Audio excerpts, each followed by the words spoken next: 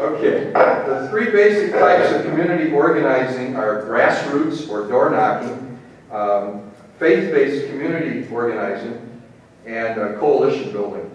And I guess I'm a coalition builder. In fact, I don't want to take a lot of credit for it, but I'll take a little bit of credit. The coalition that put together today is the Northwest Ohio Patriot Coalition, and I was part of the inspiration to bring the four groups together, not for this thing, but just to bring us together to start working together, because I saw people in different groups, and we were all kind of spinning our wheels, and I thought, gee, there's power in numbers, let's come together. In fact, you were at one of the first meetings we had in that.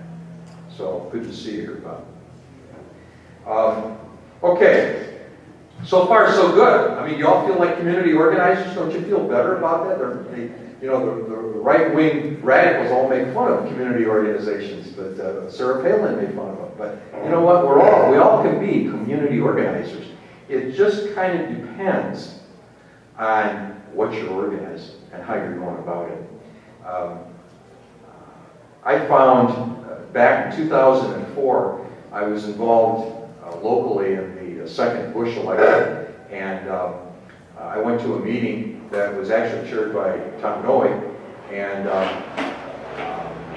my wife and I sat there, and there was so much that I just couldn't do. I mean, I'm ADHD, so I couldn't really get involved in precinct and all those numbers and all that stuff that some people just start salivating over. I said, what can we do? And my wife was really her idea. She said, we can register people to vote in churches. And I know a lot of pastors around Toledo. I know a lot of people that are in churches, and I know where the conservative churches are. So I thought, well, if we register voters in conservative churches, we might have a better chance of getting conservative voters registered to go to the poll. So, and that's what we did. And I had to educate pastors, because they thought, well, you can't do that. You can't mix politics and politics and religion. And I said, no, we can't promote a candidate, but we can use the lobby of your church to register voters. And it was great. And my wife and I actually registered with a little bit of help, about 800 voters for that election. That was very, very close, as we all know. But many grassroots organizing models are built on the work of Saul Alinsky. You've heard that name. His book, Rules for Radicals. You all heard of Saul Alinsky? Okay. And the fact that he dedicated the book to the first radical, Lucifer. And I checked it out, and it's there in the book. So, on the opening pages. Rules for Radicals, a book dedicated to the first radical, Lucifer. So what we've got to do if we're going to be a community organizer, we got to, number one, you've got to look at the community that you want to organize. And number two, you got to see what focus you want to try to organize around. For example, years ago, when my kids were little, we decided, we lived in a small little street, had about 15, 20 houses on the street, to have a block party. Okay, so we had to do some community organizing. We had to see if the people would want to do it. We had to select a date. And what's nice about being the leader, you get to do all that stuff. You can pick the date. You don't have to have the vote and all that stuff. We just said we're doing Labor Day weekend. You can be there, be there. We had to go to the police station and get them to block off the street and that. And we had a great block party. And I mean, we went and started about noon, and we were there about 10 at night. And that thing then went on for a number of years.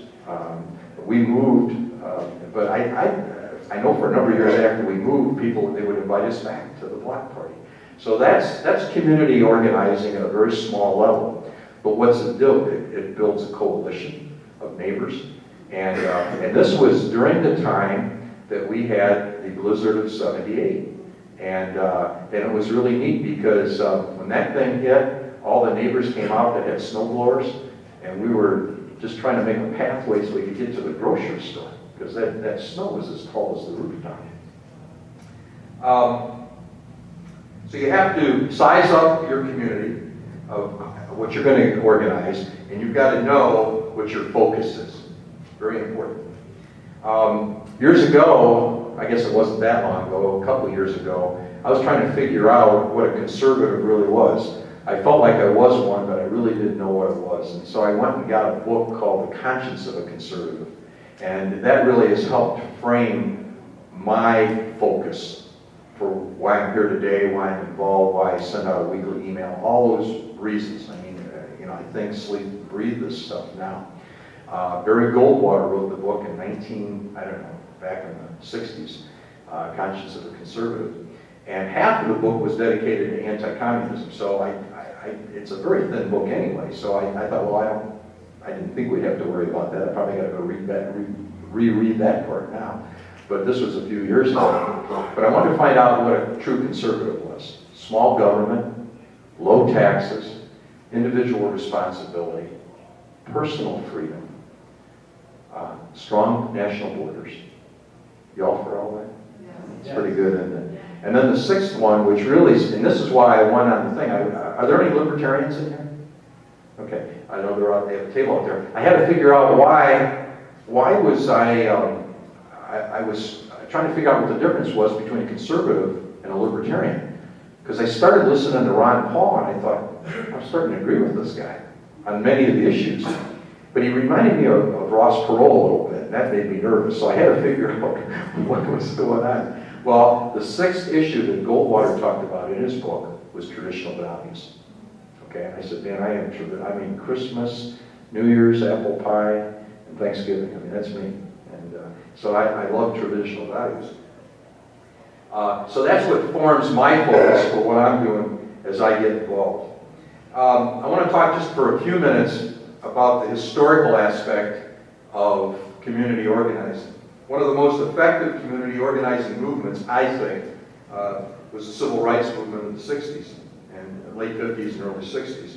They had lunch counter sit-ins, they had boycotts, they had bus boycotts, they had marches, all good stuff. And look at what it's brought to the table to help us to overcome some of the sins of our nation.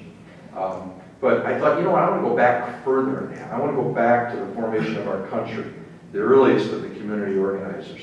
And of course, a lot of the big names are there. It's amazing. Ben Franklin, I would love to meet this guy. I mean, he was just a walking Google, almost. He was a founding father, an author, a printer, a satirist. In fact, I think he did the first editorial cartoon. The snake, the snake that's cut up into the sections, which represented the 13 colonies. Live or Die, that was his. Politician, of course, scientist, inventor, civic activist, statesman, diplomat. He invented the lightning rod, bifocals, the Franklin stove, the carriage odometer. I didn't even know there was such a thing. And the glass harmonica. He formed a public lending library in America, and the first fire department in Pennsylvania. He was newspaper editor. Fussy published Poor Richard's Almanac and the Pennsylvania Gazette. This guy was a real organizer. I don't know anything about his family. I didn't research that. How do you do all that stuff without a cell phone, without Google, without Twitter? It's amazing. He also spearheaded the effort to have the Parliament in Great Britain repeal the unpopular Stamp Act. And near the end of his life, he became one of the most prominent of the American abolitionists. Another guy, John Adams, first Vice President of the United States, second President of the United States, one of the most influential of the Founding Fathers. Great community organizer. Right? If any of you have a chance, if you haven't seen it, the PBS, was it PBS that did John Adams? Okay, that was a great series. Probably could buy it, right? You can buy it Blu-ray. Blu-ray? Okay. I mean, that was powerful.